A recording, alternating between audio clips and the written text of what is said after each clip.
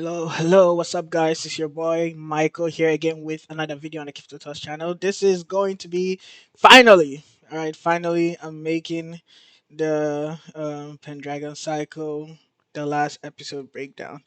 I watched this like, was it last week or last 2 weeks? I don't remember, I think it was last week, but I watched it last week, so I probably don't remember everything, but it's funny because me doing this breakdown is like I'm it's like I'm rewatching it and watching it with you guys again because I don't remember like majority of the stuff that happened. I do remember it was my favorite episode. Well, I did say that in like um other previous videos. So yeah, it's gonna be the Pendragon Cycle breakdown. Um Before that I actually wanted to because I saw the trailer for Dune Part 3 um it's out, so I wanted to like watch the trailer and then jump into the Pendragon Cycle breakdown because honestly, I'm not doing two videos, bro. Like, I'm not doing this video and then sitting down and then recording another video for the trailer, bro. That's a lot of work, bro. Nah, hell no. I don't know if you've noticed, but like I shaved off my beard, coming in with a new look. Now I look like a high school kid now, bro. It's funny. Yeah, I look like a high school kid now because I shaved off my beard. And yeah, bro. I hope if I actually like watch the trailer and Warner Brothers is like claimed, I'm like, bro. I'm like, I'm literally gonna cut that part, the trailer part out, and then just post the rest of the Hangout Club episode because that's ridiculous. Uh, Interesting. 1.3 million views in 2 hours is crazy. Now that I think about it, if I watch the trailer in this video, would I be able to promote this video? Because, huh, bro, it's not that deep. Anyway, um, I haven't seen Dune Part 1 or 2, so I don't even know why I'm watching the trailer, but I have to watch the trailer because I'm a huge fan of Timothy Chalamet. I think he's a really impressive actor. Like if you see his filmography, he has done he did Wonka, Dune, um Marty Supreme. I don't know if I feel like he did a Brutalist. I think he was in the Brutalist, but I think I'm gaslighting myself.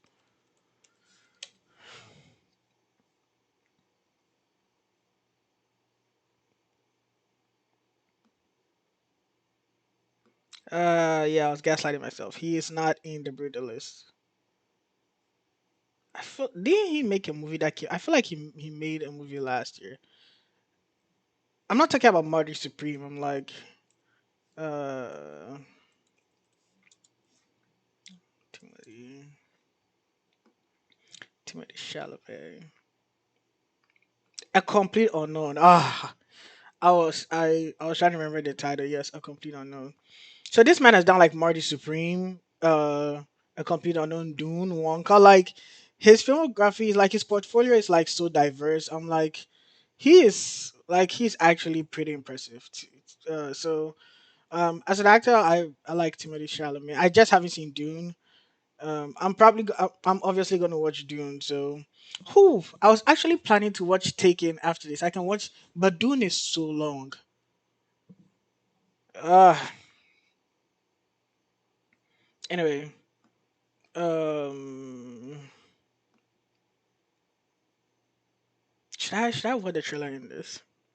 You know what? I'm gonna skip this mainly because I don't want like Warner Brothers to be like yoink on my video. I'm like, nah, that's like hell no. I probably watch the trailer privately because I haven't seen one or two. So like, it's not technically a reaction. Like I'll just be looking at it. I'll be like, huh, who is this guy? Who is this nigga? Like who is this? That's gonna be me the whole trailer. Anyway, yeah, I'm probably gonna watch like I want to see Taken Part 2, so I'll probably like not because Dune is long. Dune is so long. I don't feel like watching something that long today. Um, I told you guys I'm also watching Young Sherlock. I'm watching Testament. I have my notes for like the review of Testament episode one. So, hmm, probably do that for tomorrow's video. Honestly, yeah, maybe. I got a bunch of movies to watch. Honestly, like I said. Anyway, yeah. So jumping straight into this. Bro, I wonder what happened. How I start. Oh yeah, yeah. So blah blah blah blah blah. Move forward. So this episode finally gave us the story or the backstory to how Merlin came back from exile and came back to the land of the living to continue his job or to start it. I don't know. So honestly, I don't know if I said this in the previous video, but because I feel like the Pendragon cycle was taking more of an artistic approach to to the TV show. You know, I feel like sometimes like when entertainment has this artistic value, you don't really have to like consider like stuff like let's say the backstory to how Merlin came back to the living. Because so when throughout the time I was watching this whole TV show, in my mind I assumed they just weren't going to tell us how Merlin came back, because it's like they are leaving it up to the um person watching it to deduce or to come up with a headcanon that fits in the storyline of how he came back into the land of the living. So I thought it was taking that type of artistic approach, but they reviewed it in the last episode, so I was actually surprised. So yeah, because of the way they have their shots and the story is written, I thought they were taking that. I mean, they took that artistic approach, but not in the way I thought they would do it. So um yeah. So honestly, I assume this personality, because he's the same guy we saw in episode one who confronted Taliesin when Taliesin was engaging with the gods of his land, and I know he's like, I know he has a connection to like the Most High, but like I'm not sure if that's actually like God Himself in human form, or it's an angel. And maybe that's also an artistic part that is like is leaving it up to like um the watcher to or whoever's watching it to like deduce. So yeah, maybe that's just part of it. So yeah, I mean, whether you think it's an angel or is the Lord Himself, it makes the story more interesting. I don't know. Anyway, so yeah, so he approaches Merlin as Merlin is like huddling down, and it's crazy. Merlin didn't notice the passage of time. He didn't realize he had been exiled for 75 years. And I'm like, the grief had so overtaken him that he didn't realize he wasn't living life. Like the days were just passing through him, literally. Like he didn't notice like the days passing by. He's just living. He's just alive. He's not living actually. mm. So um the old man comes and tells Merlin it's time to go back and get your job. And they had a really interesting, great conversation. I don't remember, but I don't want to play it because um the Daily Wire might what do you call it? Uh block it? No. Like I'd have to like cover it with it's not worth it. Is it though? No, it's not worth it. Anyway. So yeah, they had a pretty like intriguing conversation. Enough. It is time to lay it down. Yeah. I wonder if Merlin realized who he was talking to. The time has come, my son. You away. You have carried your burden. I am happy as I am. No one is happy in hell. Leave me! I wonder now, like now that it's done on me. I wonder if like I wonder if Merlin knew who he was talking to. I'm so tempted to read the books, but like the Daily Wire hasn't announced the season two. But I don't want to read the book and then I'll have to. No, I'm gonna wait. I'm gonna wait. Anyway, so yeah, they had this great conversation, and Taliesin appears to Merlin. Well, you guys saw it because I played like Taliesin appeared to Merlin, and he was like, "It's time to get back to work," you know. And they had like a good father son bonding moment where um, Taliesin was shaving off Merlin's beard, and it was pretty great stuff. Apparently, it wasn't the first few minutes. Huh.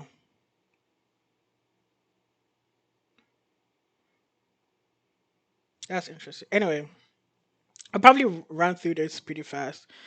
It's already been 11 minutes. That's crazy. Anyway, um, was it? I don't know if it's this episode where they came up. I think it was this episode. They came up with a plan, of how to attack the Saxons because even though like the um, even though the kings of the north joined them, they still didn't have enough people. I think they had like 5,000 people in total, and the Saxons had like 20,000 or something. Like um they had a they had a bunch of people. Like they had a it was like twice or three times the amount of people the Island of the Mighty had. I'm not gonna lie, the Island of the Mighty is like a pretty sick name. I'm not gonna lie, like it goes hard.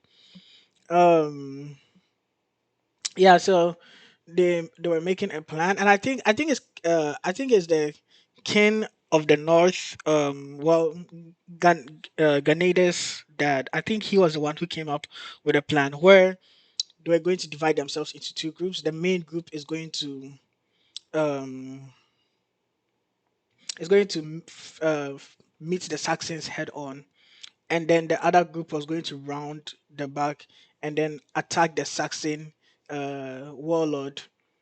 So so if they like if they kill him, it would demoralize the Saxons and they run away. That was the plan.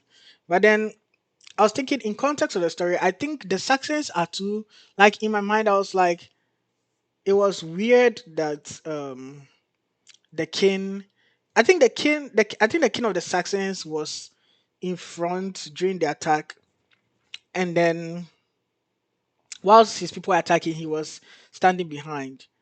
So okay, if it's that way, I think that makes more sense. I think that makes more sense. But I feel like b- seeing how the Saxons are like barbarians and they're like um vicious and brutal, I think I would like to assume that the Saxon warship would have been at the front of the battle. I feel like he would have led his men to the battle because they love fighting so much. But yeah, that makes sense to me. I think that's how it should have been. I think that makes more sense. But yeah, and honestly, well, if you are watching from outside the story, you can say that like they were depending on luck because the whole premise or the success of their plan hinged on the hope that the Saxon chief or the king of the Saxons would not like lead his men in battle and he will stay behind. I'm like, that's they didn't. I don't even think they had a plan B. And I'm like, when I was watching it, I was like, if this plan doesn't work, you guys are cooked. Like they're cooked. They're fried, toasted. Like there would be no hope for them. It's ridiculous. I'm like, and you can't blame them because they didn't have more men, and the fact they didn't have time. I feel like with enough time, they could have actually like came up with a plan of action, but they didn't have enough time, and they didn't have enough people, so they were cooked. So yeah, so the whole point of their plan just hinged on them hoping that the Saxon chief would stay behind. Like that, that was the whole point of the plan. But in the context of the story, the way the story was made, we know that these people are not functioning alone. We know that they are not alone in the pursuit of freedom for their island, but they have the Lord of Light or the Most High backing them. So, like in the context of the story, you know that. Uh, you know that th- their hope isn't their hope isn't unfounded, or their hope is not in luck. Well, not them, because the only people who really believed was Princess Charis, Merlin, and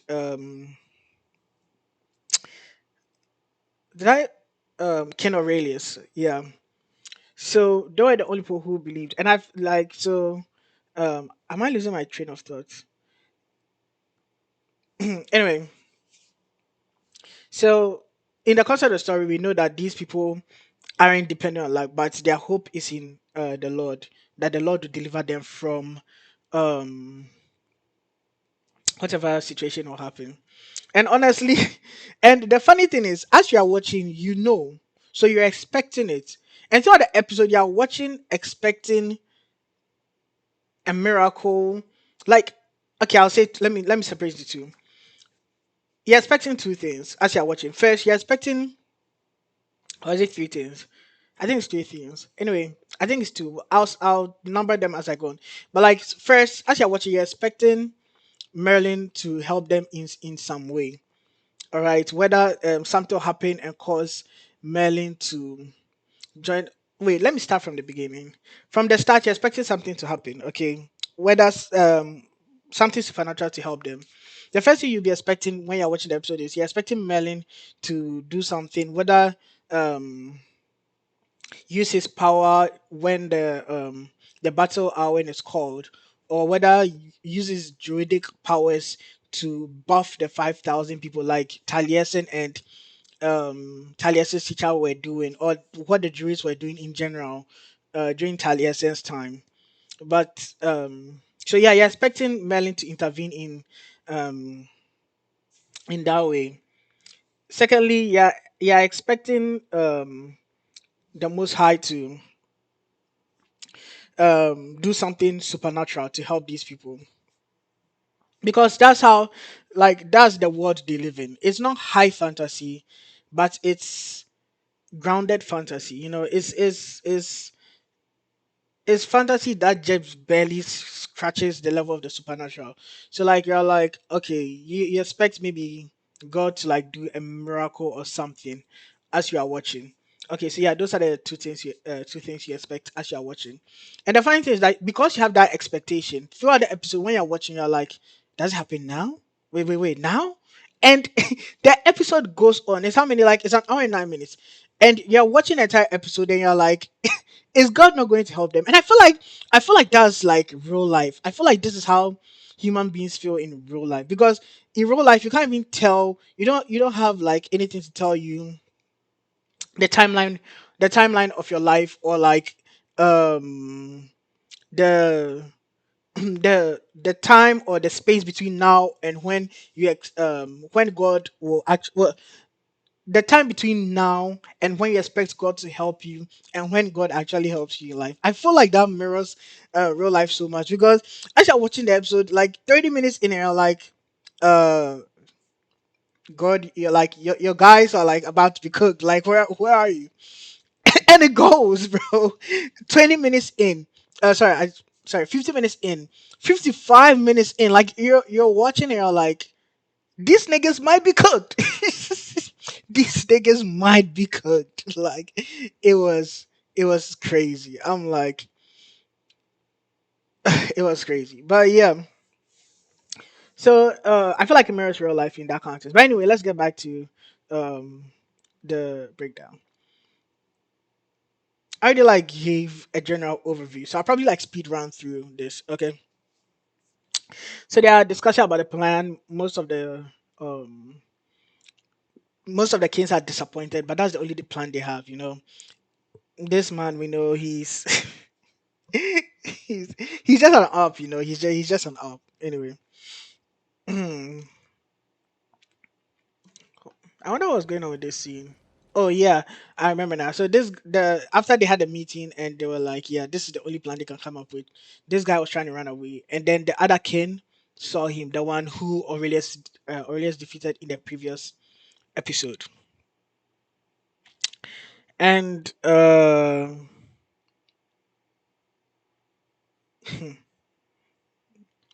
some things were just occurring to me in my mind. I'll say that later when I reach that scene. All right, so he was trying to run away, and the other king was like, "You're not going to run away." He's like, "You're not going to run away." Like, oh, so this was before the Northern Kings came. All right, so I think that in that meeting they actually didn't have a plan. That's why this guy was trying to run away. And then the king was like, "No." And then they had, I remember the scene. So they had a horn, and that's when Merlin came with the people from the north. You can see they are riding, and Merlin is aura farming as usual. Merlin needs to be stopped, bro. He yeah, this man needs to be stopped. Like, look, bro. I don't think throughout this whole, I've never seen him use his druidic stick like ever, like ever, bro. He just aura farms with it. It's ridiculous. Anyway, um, they move, talk. I actually don't remember what they said. And I think this boy was telling Merlin that his mom is around. They'd go. I wonder what they were saying in this To scene. ease the pain of the wounded. They have a whole conversation. I don't know. And I to don't reach remember for if freedom this is the again. scene. Yeah, I think there's a scene. Is it My though? life. Your grandfather refused it. Yes. So this is the scene where Merlin. After Merlin came back, he was like, I think I think the reason why he. So Merlin came back and then he asked his mom for the Fisher King's sword. I want to know what the Fisher King's sword like how it influences the fish. Anyway, so he asked his mom for the Fisher King's sword so that he goes into battle, and his mom says he she didn't bring it with her. And I think the reason why he asked for it in this episode was because in the previous episode, King I don't remember the king's name. Ganida's dad was like, "You can literally end the war single handedly." So yeah, um, and this is where she tells Merlin like, "That three most important men in my life has refused this blade." Um, that's her Kinalak, her father, Taliesin, her husband, and Merlin, her son. So they have this conversation, and Merlin was asking his mom why she was giving him the blade because the even though that's why I said I want to know what the Fisher King's sword is for because initially I thought the Fisher King's sword was the sword of Britain, but the sword of Britain is actually Maximus's blade. So they have this whole conversation, and Merlin is like, "Why did you want to give me the Fisher King's sword?" Because he said the Fisher King's sword is like the sword of a king, and Merlin believes Aurelius to be the next High King of Britain because he has Maximus's sword. And Princess Charles was like, when he was born, Taliesin saw he would be king. That's Merlin. And I don't remember the name of Taliesin's master's name, his teacher, but like she said, Taliesin saw it and also his teacher declared it. So she always assumed Merlin was supposed to be High King. And Merlin was like, maybe his dad was seeing through him the High King, which is interesting. It's like I feel like watching this show. It actually feels like I'm reading a high fantasy novel by a really good writer. It's like I don't know if you guys have ever read the Stormlight Archives.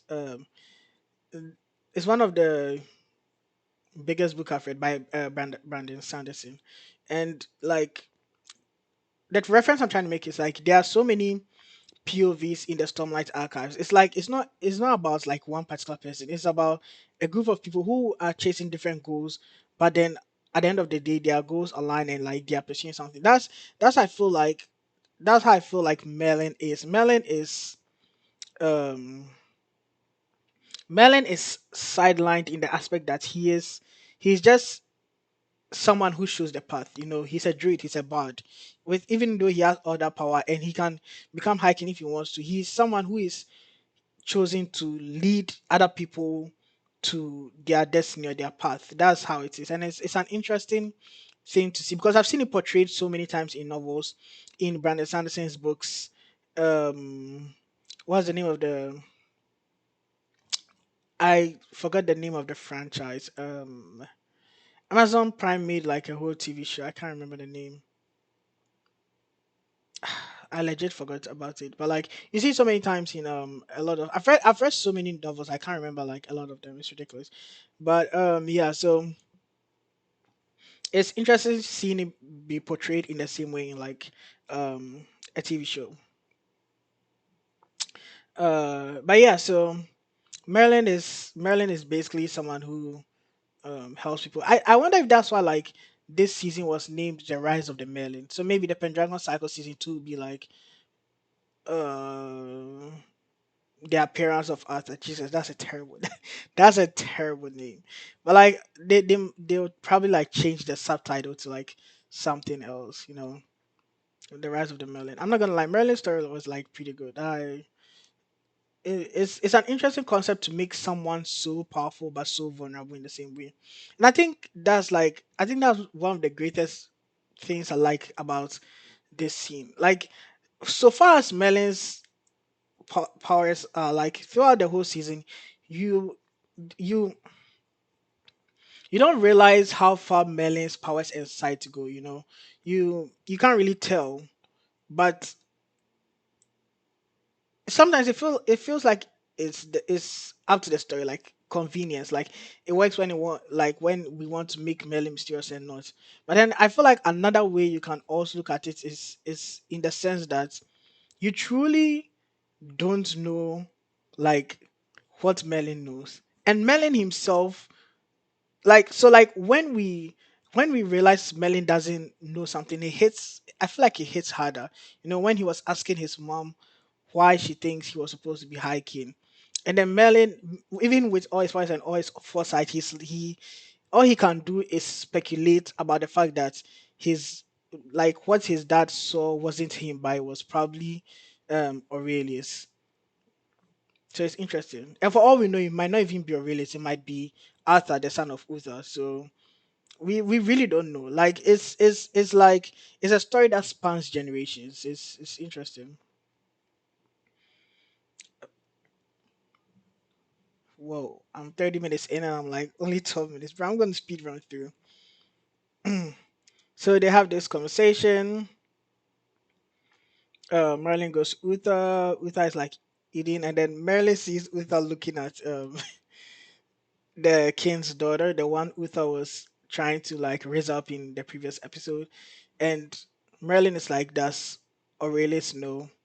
And Uther is like, he just says some, I don't remember what he said, but he just says something and gets up and leave. I'm like, bro, are you still beefing? Are you still beefing with Merlin, bro? Man is on up, bro. But yeah, so this one they come up with a plan to like split into two and attack from different sides. I already spoke about that in the first part. Mm, yeah, I remember this conversation. Yeah, so I think Uther was asking the king about like I think it was related to like the issue I said about them having to like their hope was okay.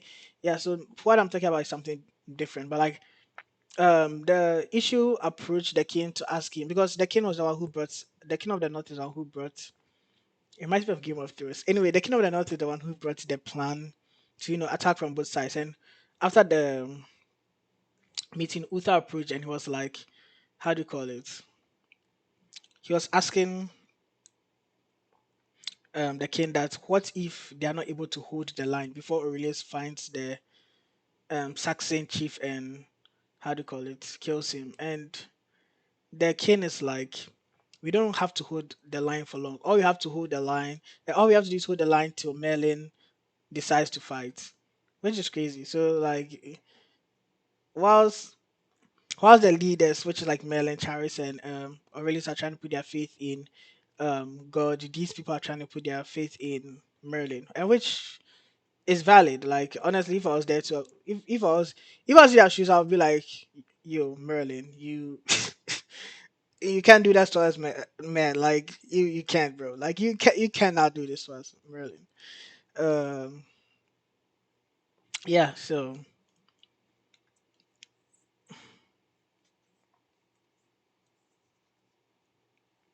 I think this is the scene where Uther was asking Merlin to,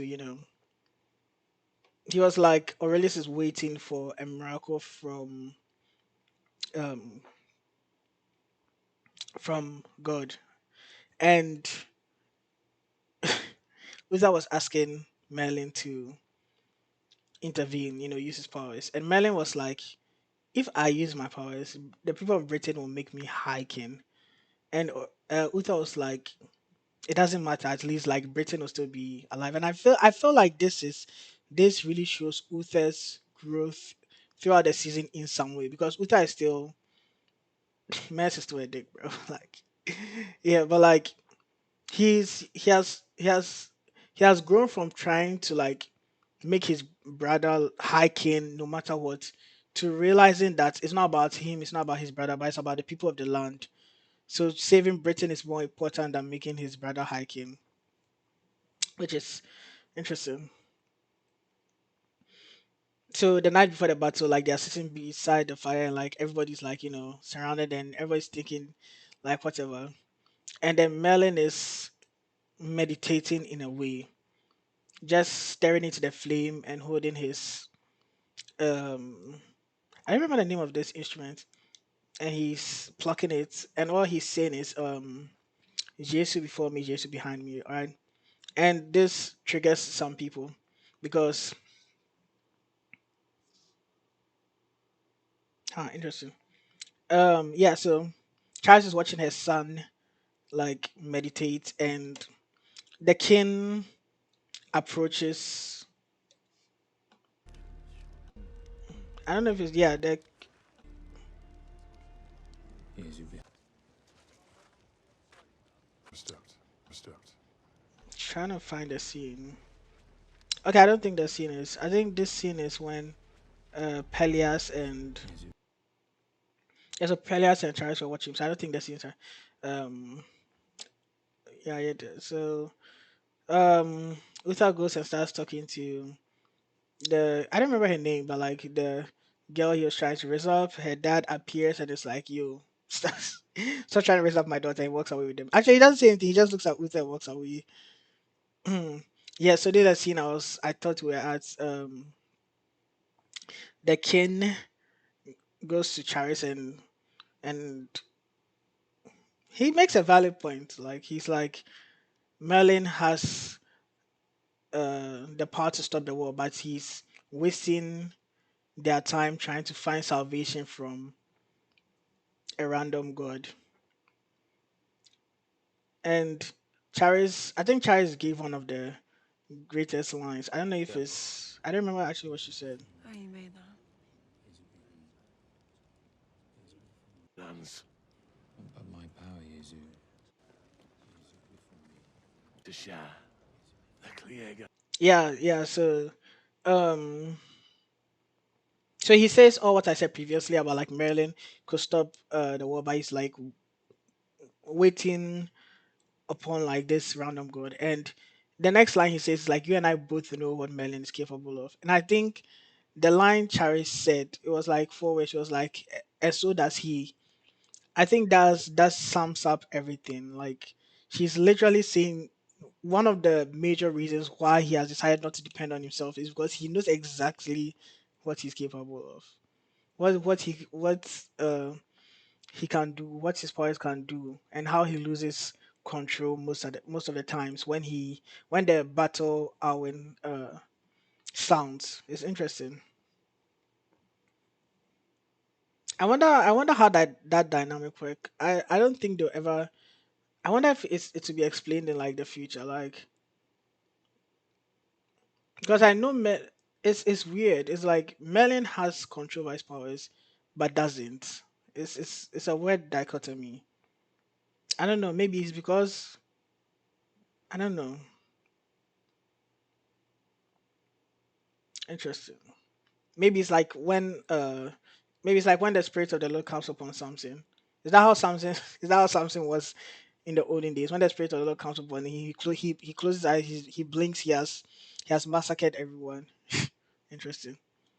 It's an interesting thought, honestly. So these people they start talking. The king brings um the girl our man, so what's his name? Uther was trying to resolve.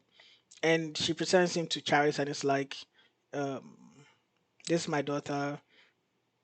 I don't remember what exactly he said, but like Charles is like, sure she can join me and help me with the wounded tomorrow. And then Merlin meditates. After meditating, he gets up and decides to move forward. And he he just he bards. He bards like I know bard is a noun, but like I feel like using it as a verb. I don't want to say he sings because he told a story about his dad and his mom and then sang a song, but that whole thing is like still in the realm of being a bard. So I'm like he barded, bro. Like I know what to tell you guys, he barded. Yeah, but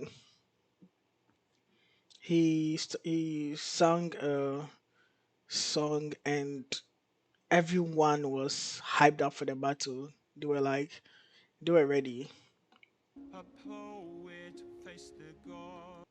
I'm not gonna lie, the songs are so simple and intriguing and nice, honestly. And yeah, it's pretty great to listen to. I wonder if they release the soundtrack. I know they released the theme song for the opening theme, so sometimes I like listen to the opening theme, but yeah. I really was like that's my man's cooking. So everyone gathers around to listen to Melon.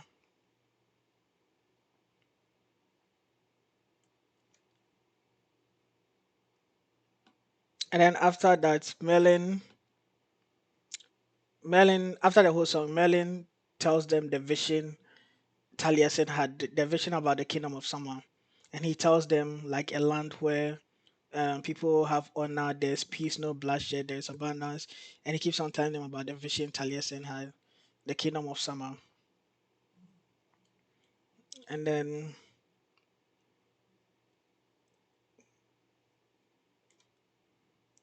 that's True it. God is worshipped, and his ways are claimed by all. Hmm. I'm using the hotel Wi-Fi, bro. It's so slow. Yeah, so forward. Oh, she's proud of her son,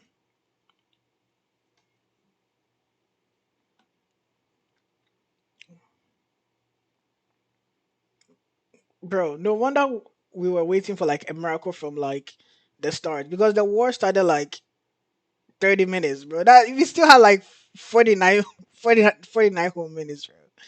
That's ridiculous. That's ridiculous. Well, yeah, that's ridiculous. Hmm. Yeah. Yeah, it's so everyone is preparing for the battle and Merlin decides to put on Aurelius's armor and he apologizes to Aurelius and he was like like throughout the whole season he has been playing politics and king making instead of like handling or instead of working in his true calling, that is supposed to help Aurelius.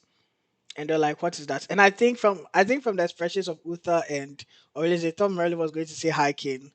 And I was expecting that, but I was also like, is he? I mean, I knew he wasn't, but like, is he? But I was like a bard, and he's like as the last bard of the island of the mighty. He was supposed to be doing his job, but he had neglected it to um do other things. And I wonder if the bards, like, I wonder if in their universe their bards are like always. I don't think so, but I wonder if they are, because they never explained it. But like, do their bards always have druidic abilities? Because if that's the case, then technically he wouldn't be the last bard. Um, what's her name? Morgaine would also be a bard. Hmm. But I don't think so. I don't think that would make no sense. I don't think it'll make sense for druids to be bards, but not bards to be druids. So yeah. Anyway, they go to battle.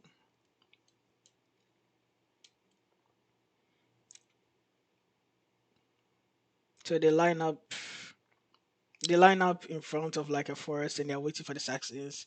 And then Merlin and Pelias are like standing like far away watching them. And I don't remember, Pelias Can we asked him a come with? question. I don't remember. No. Oh yeah, he asked whether he should join them and he was like We must no. fight a different battle. Yeah, he said we must fight a different battle. Yeah, also I wanted to make this point, I forgot. It's like in relation to what I was saying about like even though Merlin has like all his strength and foresight, there are some things he couldn't realize, even though it was so obvious about the fact that he was supposed to like walk the path of a bard. His When he was having the conversation with like his mother, and they were talking about like the kings and all that thing, and Merlin was the one who told his mom that his dad was probably seeing the king through him, and his mom was like, "Yeah, that makes sense." And so she refers back to like the Fisher Kingston and everything. She's like, maybe you're not supposed to wield a blade. You're supposed to like fight in a different way. So I think this all adds up to the him coming to the acceptance that he's supposed to be walking the path of a bard.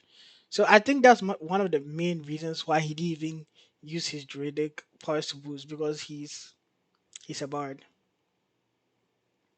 So Aurelius gives the speech. They're about to go.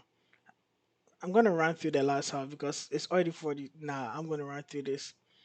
Aurelius, with the amount of times Aurelius has given, because in this scene Aurelius gives his brother the sword of Britain. I feel like with how many times his brother has given him the sword of Britain throughout this season, this has to signify something, right? There's no way he has given his brother the sword so many times and it means nothing. I don't know, but yeah, so he gives him the sword of Britain that Maximus had,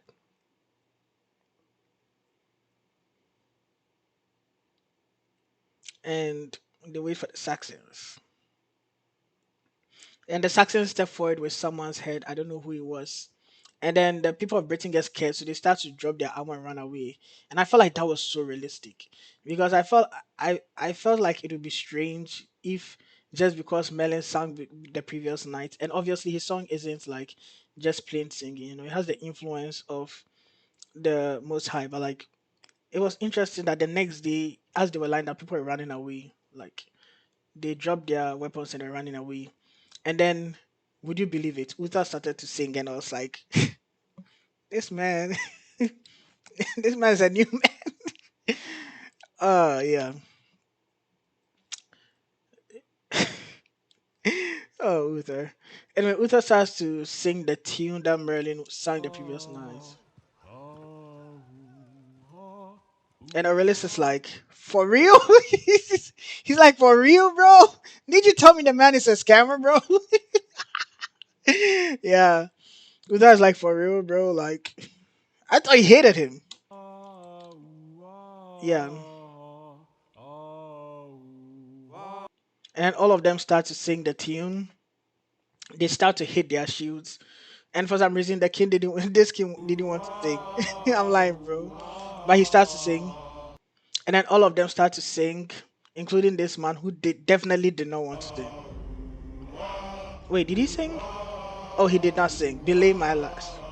Oh yeah. What I meant to say was, he did not. He didn't sing apparently. So, and they hear the tune from here, and Princess Charis is like, my son was cooking. Yeah. Every time Merlin's influence is shown, and I see her expression, I'm like, she's like, my son is cooking. It's funny. Mm. The Saxons are like, huh, they're not going to give up. And then they blow the horn, and the war starts. So Aurelius leaves with a group of people to run behind and attack. And throughout this fight, I'm like looking at my watch. I'm like, I'm still waiting for the miracle, bro. Like, shouldn't something be happening? And it's just a bloody battle. Like throughout this whole thing, it was like just a war. And Uther is a battle genius.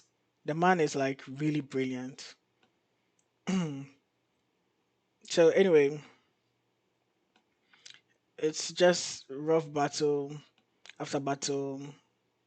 Most of this was battling, and the girl who was excited to, help Princess Charis, help the wounded. This is her first time seeing so many people bloodied and wounded, and she froze for a second, but Charis brought her back to her mind to help. And the war is just going on, and Merlin is literally standing there looking at this aura farming. I'm trolling, but he wasn't aura farming. He was.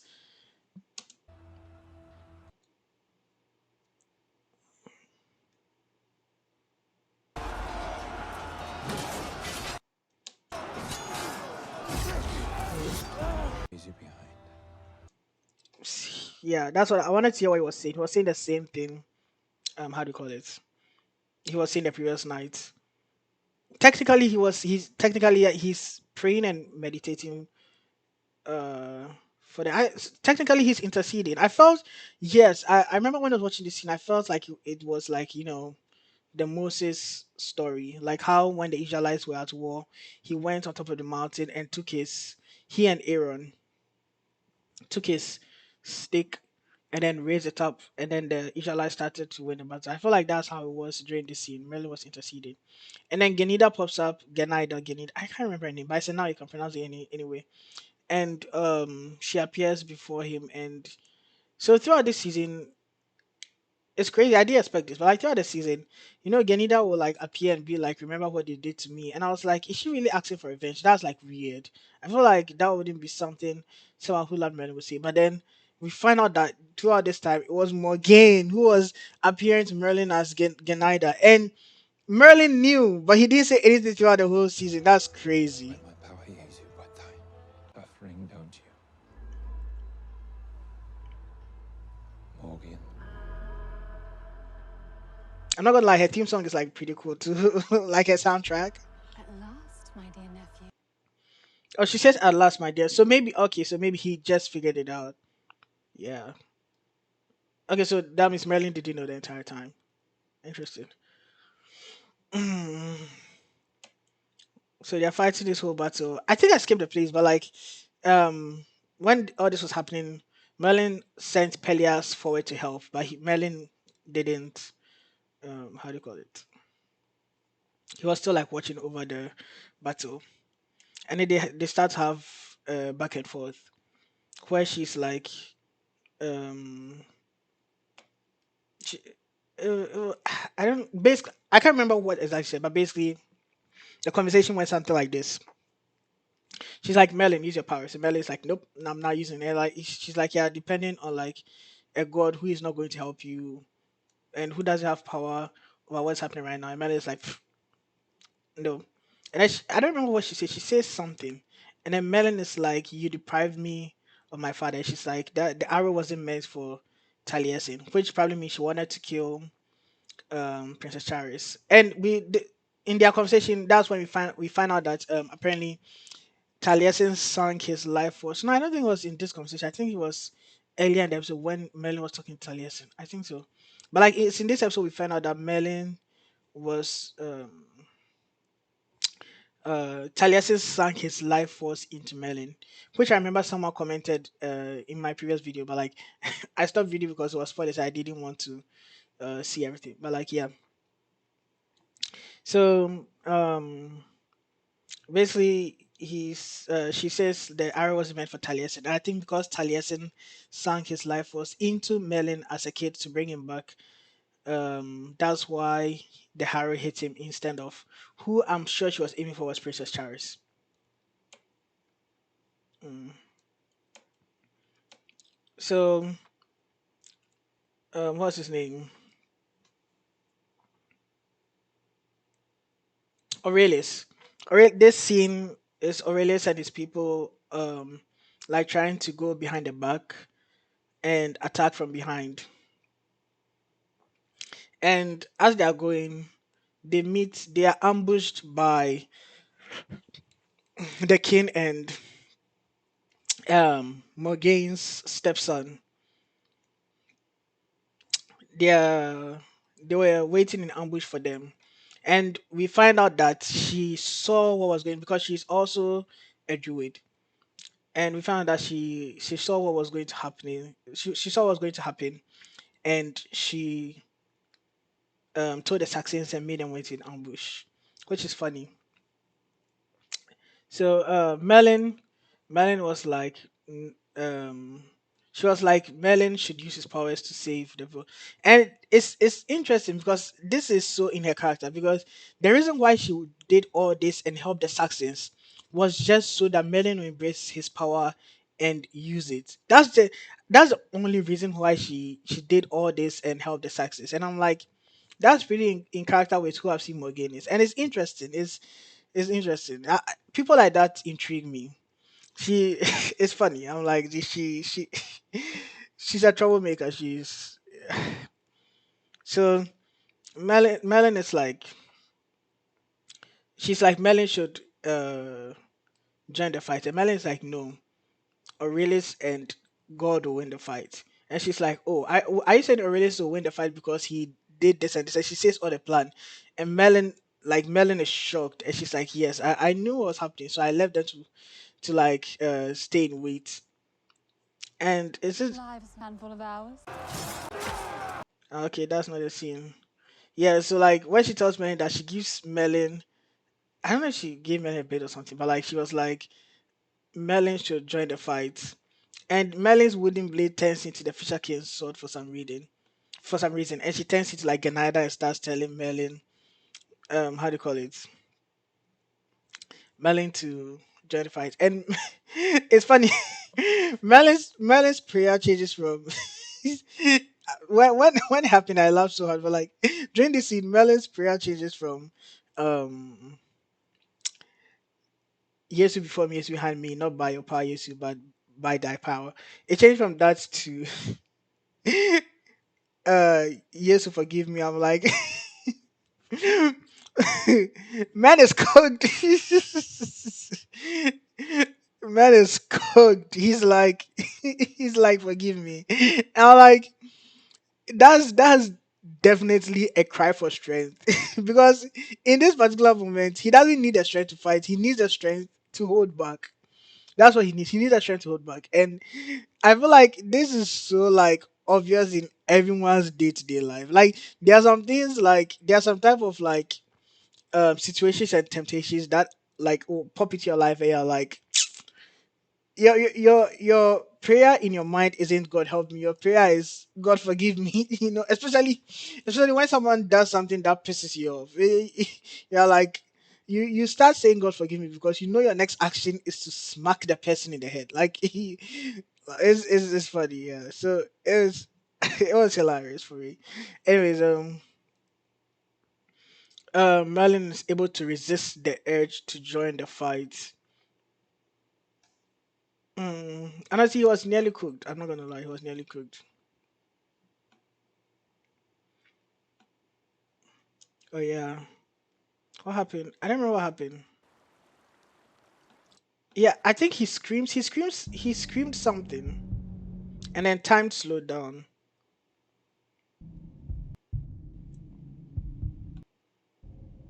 because he was crying for help. I don't know. I don't remember what he screamed. You do not need forgiveness. Just the Damn, bro, she's gaslighting him, bro. He's like, forgive me, and she's like, you don't need forgiveness. I'm like, bro, if this isn't an up, then what is this, bro? She's gaslighting him. will to power. And when you have vanquished your foes, we will rule together. The king and queen of the kingdom of Soma. Okay, so he screams here, so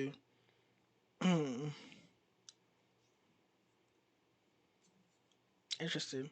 Time slows down, and then he remembers. He goes back to the time when he was called back from the cave. His dad washes him up, shaves him, and they have this whole conversation about. And it's interesting, like from their conversation, I'm like, so did Merlin running away delay the Lord's entire plan or something? Because Merlin is like, no, I don't remember the exact words, but Merlin is like, uh, no, his dad is like, you have to go back to fulfill or work on your path. And Merlin is like, um, I don't remember what he said. He said something. It was an interesting conversation, but like it implied that like Merlin running away had stalled the plan. So I feel like things should have happened earlier, and maybe the brothers Aurelius and Uther weren't even supposed to be um the ones fighting for the island of the mighty. It's an interesting thought process in the fact that some people delay in what God has planned for them, like Jonah running away. That man was devious, running away and being swallowed by the giant fish.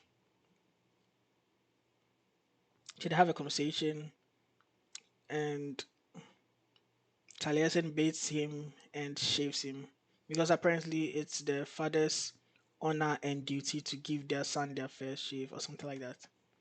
And this is when Peleas found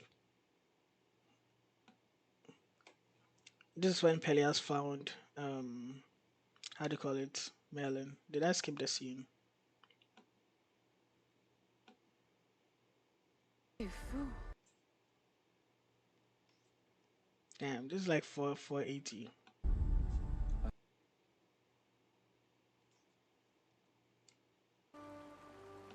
Yeah, so this is when Peleas found Merlin.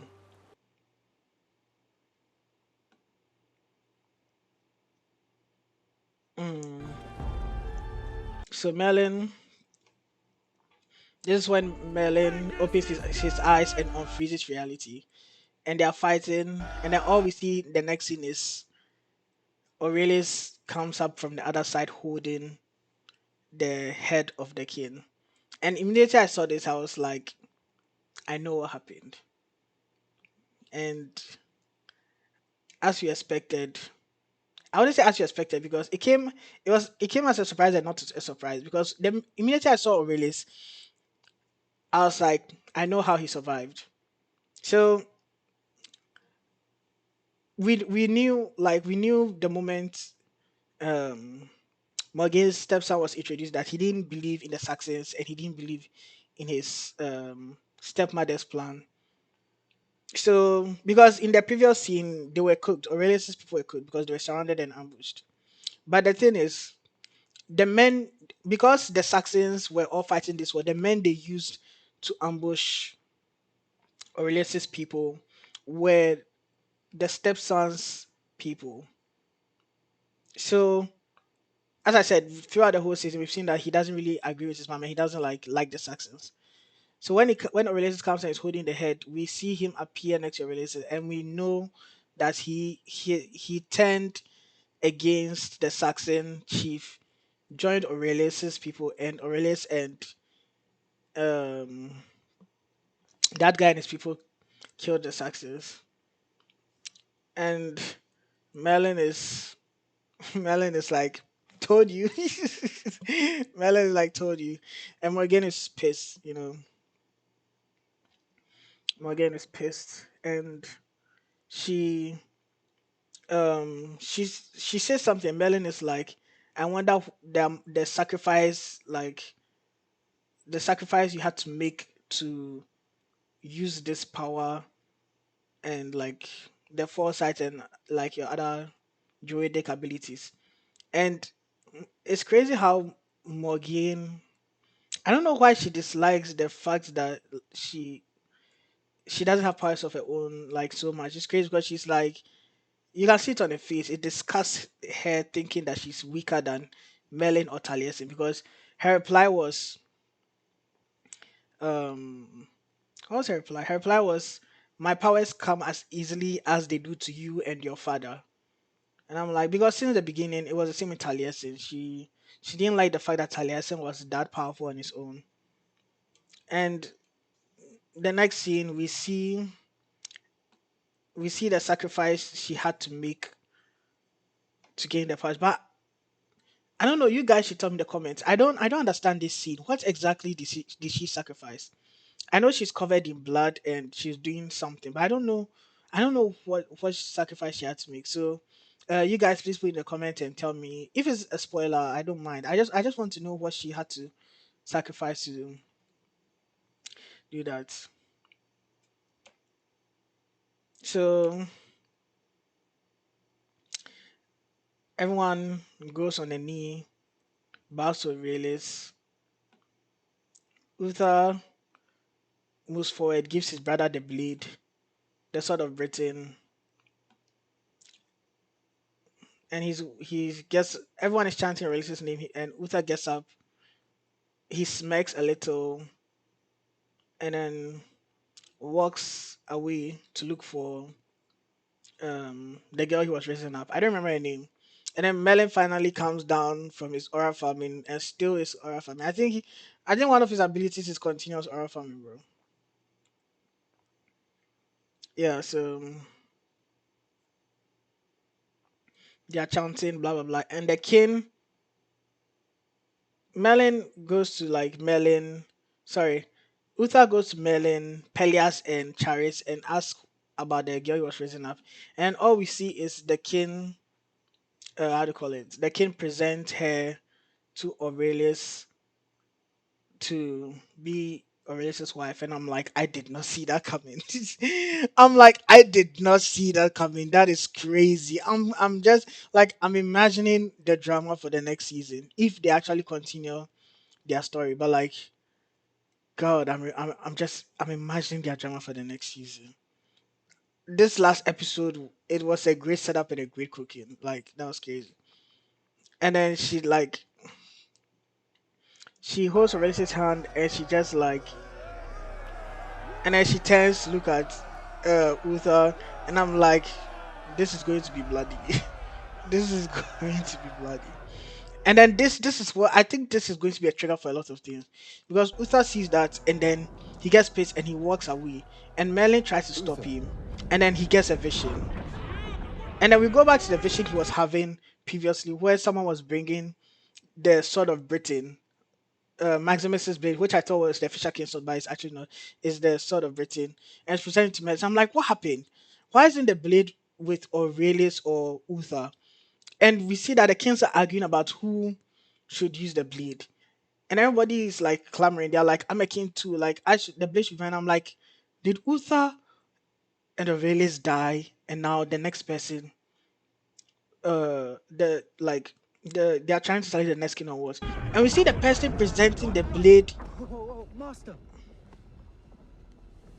Great light. We are not equal to this fight. Melon, what is it? What have Melis, Melis said we are not equal to this fight. So when he said that, I was like, you guys are cooked, bro. you It's seen? crazy. I like the way this is done. It's like an epic, It's like, is this? It's a true epic. It's like that's what I'm saying. It reminds me of like reading those high fantasy novels because it's like an epic, like a story that spans generations. That's what I've seen. We're seeing the beginning and how it is hopefully going to come. It's interesting. Our doom. He said, I saw our doom, which is crazy. Because I don't know what's actually going to happen. I'm not gonna lie, the OSCs in this are pretty good. And then he just looks up, and then the vision continues. And we see the person who presented the blade to Merlin was actually Aurelius's new wife. I was shocked. I thought it was. I thought it was this hotel. I thought it was Charis or someone, but it was actually.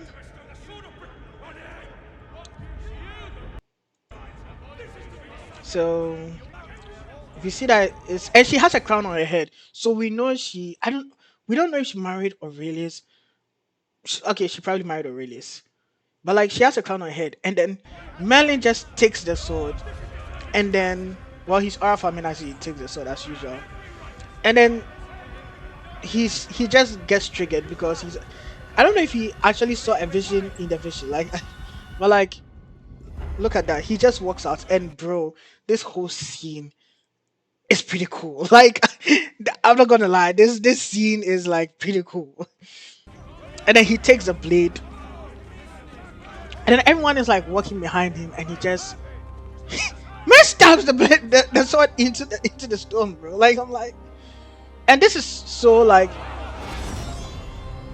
and this is so in line with who Merlin is. Like when I was watching this scene, I was like, yeah, Merlin would do something like that. Merlin would definitely do something like that. And he just walks away and he leaves. Bro, is that the Fisher case? Nah, that's not the Fisher case. So.